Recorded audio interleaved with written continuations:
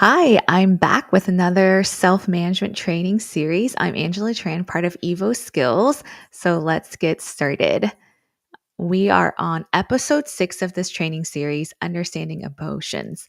Tagline is Empower Your Career, Change Emotional Tools and Strategies. So let's get into it. If you are new to this series, this is, like I said, the sixth one. The past 5 episodes, I go over kind of the definition of self management, what we're working on, and so on and so forth. And now we're on to emotions. So feel free to go watch the past ones. Before I get started, just a quick disclaimer: the information provided in this episode is for general informational purposes only and is not intended to substitute professional medical advice, diagnosis, or treatment. By watching or listening to this episode, you acknowledge that the creator is not liable for any actions taken based on the information provided. And if you're also new to this series, this is designed for you if you desire to increase self confidence and believe in your abilities. You're ready to gain clarity and direction in your career path. You want to build confidence in making a career transition. You need to learn to be more adaptable to change, which we all do nowadays, or you need to build resilience in navigating the ups and downs of a job search, career change, or working environment. So, thank you for those who have been watching. So I am still on. So part of our self-management and meta skills framework, we have 4 levels. We are still on level 2. So C. So in respective to self-management, level 2C is all about self-awareness, which is our ability to observe our internal self, body, thoughts, emotions, and behaviors. So in the past few episodes, that's what I went over, just different frameworks to do so. And I usually like to start off with a recap of the last episode. Last episode was about memory. So I went over what is memory, how does memory tie to our triggers, and also a free worksheet on stress triggers log. So, just as a kind of reminder, review of what was there, I gave the definition and kind of broke down human memory and the different types of it. Again, this is a very high level, but generally, there are 3 types in the kind of big bucket: sensory memory, which lasts for seconds. This is about smell, touch, feel. Then our short term memory, which usually lasts for minutes. And then our long term memory can last a lifetime. Now, if we break down long term memory, there's something called explicit memory and implicit memory. So, explicit memory is in our conscious mind, and that can be broken down to semantic memory, which is facts and knowledge. So, if you happen to be, a fan of sports, you might memorize statistics of different players, names, and things like that. That's our semantic memory. And then the second type of explicit memory is called episodic, which is about our personal events.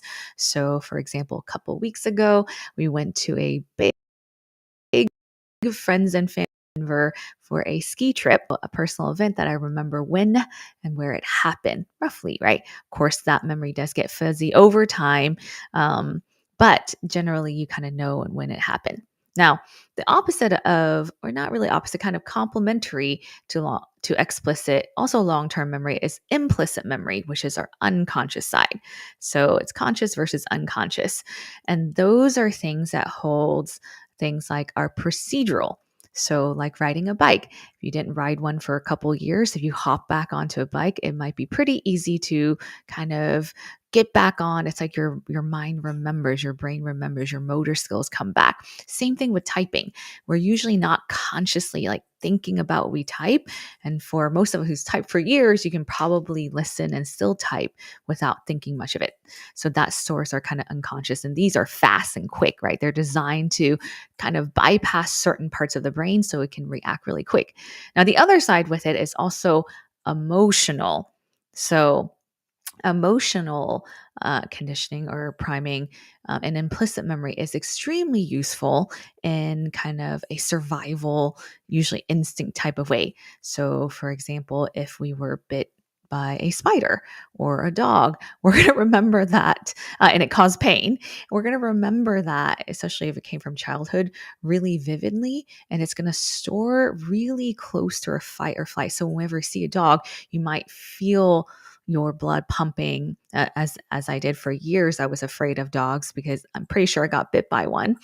And so every time I even hear or see a dog, right away I'm like alert and I'm ready to kind of go, like flight or run away. So that is what it's designed to do, is to protect us, to in case of anything happens as a threat. So why is this important to understand? Well, it gives us a kind of another framework or scientific neuroscience, from a neuroscience perspective, of memory and the storage of it, and help us gives it gives a different perspective on how to understand the way we react, or understand or to observe the way we react to things. So I gave an example of how a basic need, which is generally, so that was an episode 4, I believe, talking about how all of us have these very fundamental needs that we all need, and if those are anytime threatened by it, our brain will immediately kind of store that into like a threat mode or survival mode, just to make sure that we are protected and living. So if my basic need as a child, am I safe, love, or enough, was not met, or met with a no or a maybe, usually our brain stores that as a threat, because again, these are basic needs for survival. Our brain is trained to do that. So once that we have it stored in our mind and it's recorded in that implicit memory that, oh my gosh, I'm not loved. And it could be a very simple event, but to a child, it's very, very traumatic, right? Um, Again, it's kind of from that childhood lens. Then that kind of gets stored in that implicit memory, where it's automatic retrieval. Remember, it's just like riding a bike, just like that. It's going to be fast. It's going to come back really quickly as well. If it was met with a yes and there was no threat perceived, generally you can record that event as an explicit episodic memory, right? So, we went to Disney World and it was a very happy event, versus, oh, went to Disney World and my parents lost me, right? And that could be a very different perception as to what happened and how that memory is stored and where it was stored. So what happens then if we have this core belief? So let's say, and this is personal and this is very true, at some point in my childhood, I felt like I was not wanted or did not belong. So whatever events happened in my lifetime in childhood, could be that, and one of them I'm pretty sure is being sent away to live with my aunt during the week instead of with my parents. I remember that being very, very sad and very, very hurt, amongst other things. So now I have this core belief stored, right? It's already recorded that ways. It's ready to help protect me if that event happens again.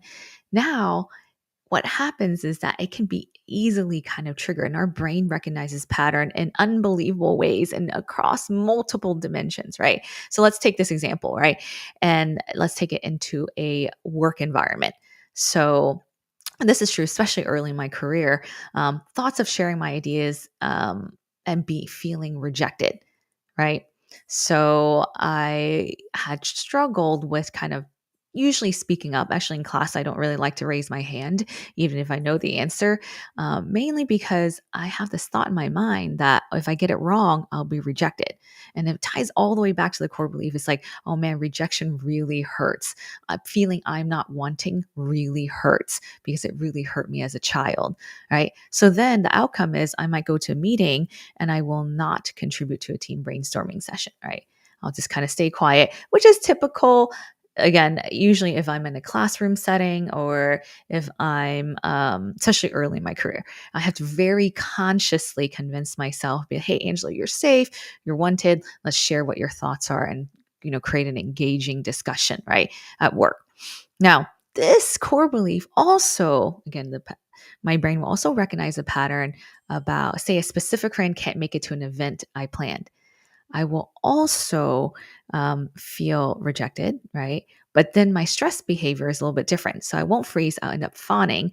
So I'll end up texting praise to the friend over the next few days or next day or so. And That is also a real life true example of me, except that only very recently did I make these connection that it ties back to me not feeling wanted or don't belong. So very interesting. That's what we went over. If you want more details and examples, I also went over this free worksheet that I designed that is available here to download of how to recognize, kind of taking your stress level if you can, describing what happened, observing kind of backwards on what your stress response was, just like I kind of gave one example I fawned and one example I froze, right? So realizing and then really tying it back to your negative core belief. And here it's only kind of four buckets, usually a safety, a belonging, self-worth, and then of course physiological. So if you're hungry or in pain and everything, that will also trigger your brain to a threat response. So the idea here is to kind of start observing patterns, see if you know any trends, again, to build that self-awareness. So, what are we talking about in this episode? We're going to tap into emotions. This is something I haven't touched, even though I touched it in the first episode, but kind of delving deeper into it. And then we'll go over a couple of tools. So, a tool is the feelings, kind of upskilling our feelings vocabulary. I know I had to really learn this myself to understand the breadth of emotions and feelings that as a human we experience. And the more vocabulary words we have to describe how we feel, the better actually that our skill develops as our observation skills develop, right? If we don't have the vocabulary for it, it's really hard to practice that skill. And lastly, there is a worksheet. I'm actually go back to episode 1 and to a worksheet that already is out there, and we're going to see how it applies to feelings. So, first topic, what are emotions? So, emotions are feelings that are natural part of our human experience. They are complex reactions that can involve physiological, behavioral, and experiential elements. Emotions can be mild, intense, or anywhere in between. So, most of us are pretty sure that we've experienced anger or sadness or happiness. These emotions, we can feel it, right? Sometimes we're so excited, so happy, we can feel the tingling sensation, or we're so nervous that, sometimes my cheeks will shake, especially before presentation. So what is the purpose of them, right? Why do we have this? Sometimes, because the good ones are good to experience, and sometimes the negative ones we don't like too much, right? Or maybe we're not taught to experience it. So emotions help us make sense of the world, guide our actions, and motivate future behaviors. They're a key part of how we survive, adapt, and connect with others. So you can see fear is a really powerful one, especially for survival. If I've experienced this and it hurt me, I'm going to feel fear next time so that I know I can react very quickly to protect myself, right? So it's just, and this is actually new to me. I didn't realize till I was creating this episode that there's a difference from a description standpoint and definition between emotions and feelings. So I did have to look this up, and I borrowed this from iMotion site. So emotions are generally described as what we feel in the body, and feelings has that interpretation to it. So it's in our minds.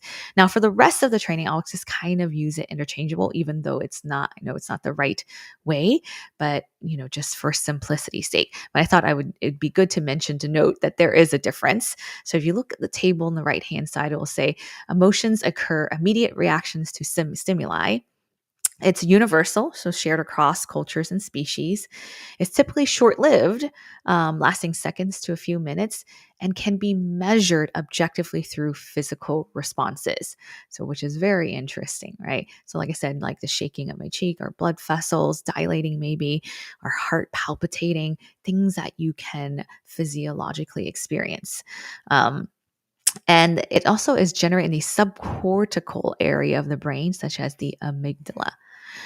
Now, feelings, on the other hand, develop over time as emotions are processed and understood. So it's possible to have an emotional reaction, meaning a physiological one, and it will take it. It's so fast sometimes for our brain to interpret, oh, what is happening here? What am I feeling? It is shaped by individual experiences, beliefs, and cultural context. So it's possible for two people to experience the same thing and feel very different about that event because it is influenced by our individual individual experiences, can do for hours, days, or even longer as they are reflected upon, often measure subjectively through self-report and introspection. So you can't no longer kind of see it, measure it, at least in the methods we have now, the tools that we have, and involve a subjective experience influenced by thoughts and memories and processed in the neocortical regions reflecting cognitive appraisal. So we are taking the event, interpreting it, and then kind of experiencing that feeling. So like I said, I think it's good to know, most of the time I'll probably use the word feelings throughout, but I thought it would be good to make that connection. So I'm going to go back and kind of give an example of thoughts, feelings, and behaviors, right? Because we've been through a lot of thoughts and core beliefs, and now we know that behaviors are a result of our thoughts and feelings, right? So, according to CBT, so cognitive behavioral therapy, now there are different theories out there around feelings and emotions, how they're created. For the purpose of this, I will just use the CBT because it's a very simple framework to understand without all the scientific jargon around it. Generally, they believe that our feelings are driven by our thoughts. So, if in this process, right, think about it, we receive an input, we internally process it, and then there's an output, right? So inside what we're inputting is the event and the situation happening around us, or even sometimes our own thoughts, right? Then it goes into ourselves, we interpret into our minds, and depending what we think, a certain feeling might come up, right? So I think this is the fascinating part between kind of emotions and feelings, right? So it's possible that our that we experience an event, and then our emotional reaction came up, right? Maybe my heart is palpitating, my blood vessel is expanding because I'm ready, right? Now, depending how we interpret that, our thoughts, those same physical reaction could be of excitement or more on the negative spectrum of fear, right? Excitement can also get our blood kind of pumping and everything, and we're ready, but it's a very usually gravitating event. Like, we're going to go and lean into a fear, whether fear is more a bit of like, I have same physiological, but that feeling is going to cause me to kind of push away or reject, right, to safety. So very interesting, right? And then when it leads to, when I describe the behavior, either I'm going to gravitate towards it or I'm going to push it away, right? Depending on how I interpret a certain event. And of course, after that yields a certain outcome. So if we walk through the same example, how our thoughts drive our emotions. So again, using that one I've been using throughout all the episodes, whether to share my ideas in a brainstorming meeting. So a lot of times, especially in my career, I would think, especially in a classroom setting, actually, my idea might be incorrect or wrong. And then therefore the team might think my idea is stupid. Right. So then because my thoughts are that, my feelings become fear, like I'm afraid. I feel rejected already before it even happens, right? Because the thought of it is making me feel rejected. And maybe a little bit of shame comes up for me. So then what happens is when I enter that meeting, I do not provide any input during that session because those feelings are so strong, right? Now, the outcome becomes missed opportunity to help the team, right? It is a teamwork after all. I mean, most of us are in a team environment. And then also potentially perceived as disinterested, right? My manager might come to me and say, Angela, did you have any thoughts? And I might, if I'm still feeling fear and rejected and too afraid to speak my mind, then, maybe I'll shrug off and say, nope, I didn't. It sounds good. Right. But the perception, especially in work, could be that I'm not interested. If I'm not interested, I might miss out on other opportunities like, like promotion or kind of being pitched for more opportunities. Right. So, and all it is because I was so afraid before it even happened, or my thought that I was going to feel rejected, right? My thoughts made me feel that way.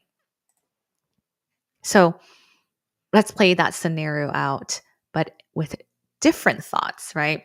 So over the years, what I've had to do is to retrain my thoughts, reframe my thoughts. So same scenario, whether share my ideas in a brainstorming meeting, But this time I feel, oh man, I have this great idea that I can't wait to discuss. I may not be perfect, but I'm excited to get additional input. And I can hear like my thoughts are changing, right? So instead, my feelings are excited. And now I'm eager. I'm eager to go to this brainstorming session and really share and kind of discuss and really problem solve, right? Because I'm just so excited about it just by switching that thought. So now it leads to my behavior. Oh, in this meeting now I'm listening to others' ideas and then I'm able to share my thoughts, right? Oh, what about this? What if we do it this way? What if we configure it that way?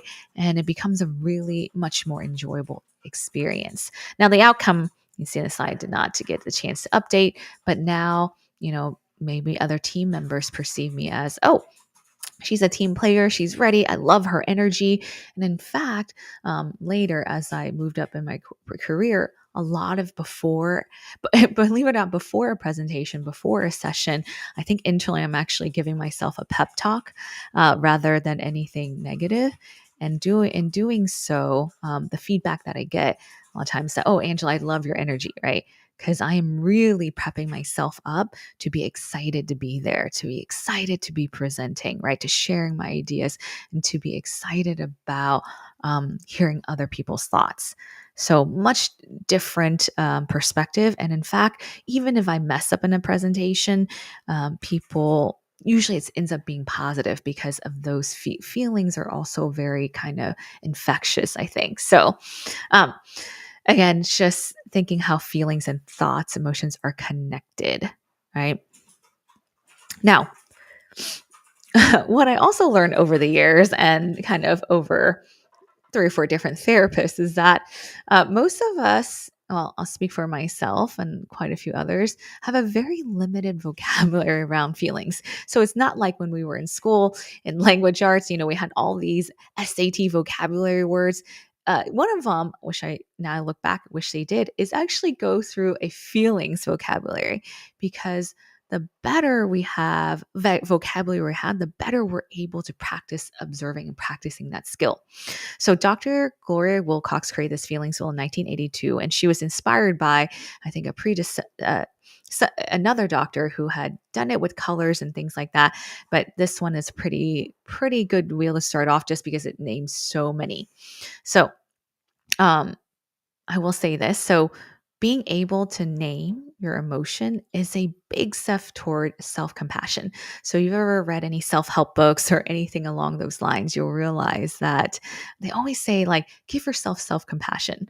If you're like me, I'm pretty confused. I'm like, how do you give yourself self-compassion? And keep saying self-help, self-care, and all these things, but I just never understood how. Well, this is one way to do it.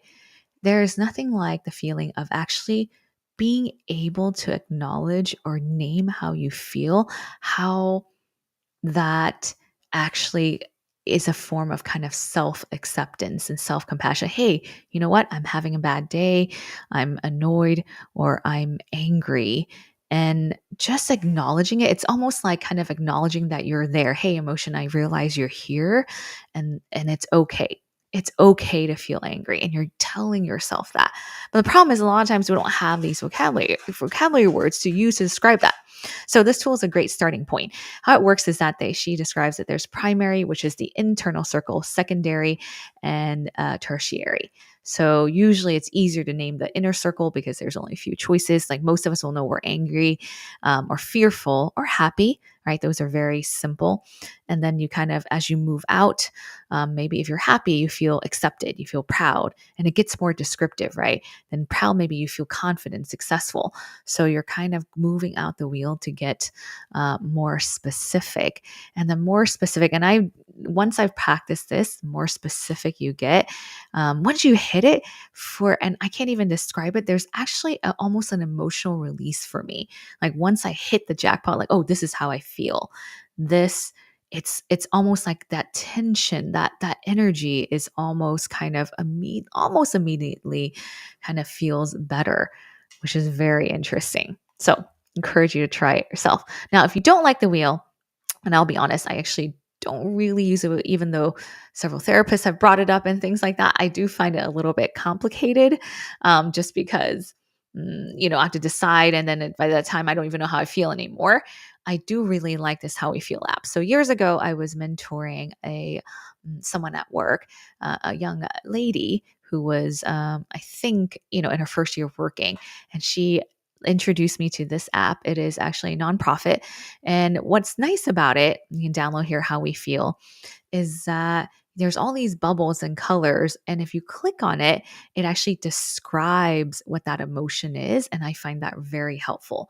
And not only that, you can search. So no longer you turn this wheel, you can search very much more, I think, of the technology generation. So I really like it. And the latest feature they have is actually using AI. So as you name this emotion, you're able to also tag where you were. You're able to tag kind of what you were doing. Was it in the morning? Were you getting ready for work? Whatever the case may be. And then it has a free text, you almost journal. And now the journal has this AI format that reads your note and then it prompts you and asks you questions, which I find extremely helpful because feelings can help us connect back to our past and some of our core beliefs. So, extremely powerful tool, the app itself, but also extremely powerful skill if you're able to name your emotion and see where it takes you. So I also give you this piece of nugget. Self acceptance, I learned, is being able to fully experience and accept the positive and negative emotions that life brings us. So I kind of repeat that because I think it's important. Um, Self acceptance is being able to fully experience and accept the positive and negative emotions that life brings us. So, most of the time, most of us, I would say, are really accepting of positive emotions, right? We're excited, we're happy, and we're ready to get going and kind of experience that. Now, sometimes negative emotions, a lot of times we're actually taught to probably not experience it or place it on something else, right? Have you ever said, "Oh, you made me really mad," or I'm a mother, so I tell my child, like, "You really disappointed me," right? So just by saying you really disappointed me, we're saying that you caused my emotion instead of saying, "Hey, I am really disappointed," right? Big difference, small difference, I would say, big difference in ability to process. In fact, a lot of times we think a lot of negative emotions is not created from us when all emotions, everything is created from ourselves internally. And we end up kind of placing it elsewhere or outside. So if you're able to fully experience the negative emotions internally to yourself, and this is hard, not easy, even for me right now, even though I understand it and I believe this statement now, it's still very hard to fully experience the negative emotion. So I'm going to go over really quickly on this worksheet that is available free. You can download. Remember, I always like to practice. This was part of my episode 1. It's already been out there, but it really helps you observe how kind of back in time practicing that skill, what happened and how you feel and breaking it down, right? So I'm put this scenario. I've been in my role for 3 years and I'm ready to change, to learn something new and grow my skills, right? Maybe you're in this role. I've seen a lot of people over the years to kind of do that. Usually around 2 to 3 years, if you're doing the same thing without any type of change or any kind of stimulation, most of us will get, I would say, bored, or you feel ready, right? So I mean, there are several choices, right? One is to apply to a new job, to opportunities. And I've also seen this quite a bit, people where I think the thought that comes to mind is like, oh, what if um, I apply and no one wants to hire me, right? So automatically we're thinking I'm going to be rejected, right? So we're going to feel rejected before it even happens, before you even start doing that, right? Right before, and I see this quite a lot, even for myself, that y- people who want to change still struggle with taking action to do it because there's this fear, right? Rejected, and there's also this emotion of fear, right, that comes to mind. Now, on the flip side, if I said, well, I, and this is usually what I think, right? So if I don't apply, I won't, there is no opportunity, right? So now instead, I might feel a little bit instead, and this may good or bad, a bit anxious, right? A bit eager, even maybe for me. So I'm actually anxious to put myself out there in a way because I'm worried about that I will not get an opportunity, right? So very kind of different. And then depending on what your thought is, right? You could, if your first one is like, oh, what if no one wants to hire me? I don't have the skills for this next job, right? Either of those, you're probably your stress response is going to be freeze, right? I'm not going to do anything. I'm just going to keep hanging out. I'm very comfortable here. You almost convince yourself that, hey, this is good for me. Freeze, do, take no action, right?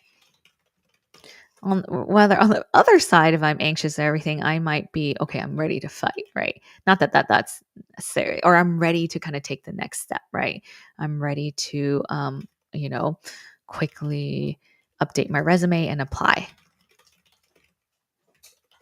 And now you can see kind of the outcome, right? If you take no action, there's never any opportunity. You're not going to be able to, unless you're really lucky and you have a network and there's someone suggesting you. But if you don't take that first step, it's really hard to get noticed and someone lands you a job, right? Unless you're very lucky. Versus the ones that are going out there, and I might get a lot of rejections, and I do, right? If I go and apply, but at least I've tried and put myself out there.